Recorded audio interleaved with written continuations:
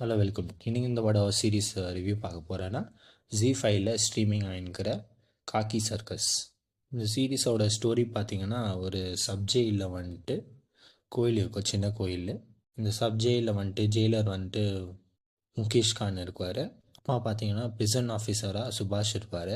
இந்த சப்ஜெயிலில் முன்னாடியே சொன்ன மாதிரி சின்ன கோயில் இருக்குதுன்னு சொல்லியிருந்தேன்.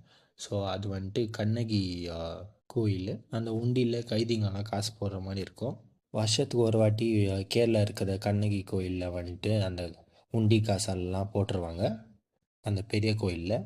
ஒரு நாள் பார்த்தீங்கன்னா, அந்த சின்ன கோயில் சொன்னீங்களா, அந்த சின்ன கோயிலில் சப்ஜெயிலில் இருக்கிற உண்டி வந்துட்டு திருடிறாங்க. போலீஸ் பார்த்தீங்கன்னா, அது யார் என்ன பண்ணாங்க எப்படி பண்ணாங்கன்ட்டு கண்டுபிடிப்பாங்க. அது சுபாஷ் முகேஷ் காந்த் தான் கண்டுபிடிப்பாங்க.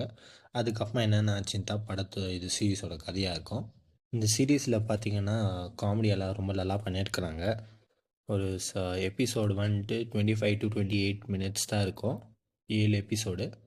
இந்த சீரீஸ் பார்த்தீங்கன்னா, லவ் ஸ்டோரி எல்லாம் சிலதெல்லாம் சீன்ஸ் எல்லாம் வரும், அதெல்லாம் ரொம்ப நல்லா இருந்துச்சு. கிளைமேக்ஸ் எனக்கு ரொம்ப பிடிச்சிருந்துச்சு. இந்த சீரீஸில் மெயினாக என்ன சொல்வேன்னா, வில்லன் கேரக்டர் வந்துட்டு ரொம்ப நல்லா பண்ணியிருந்தாங்க.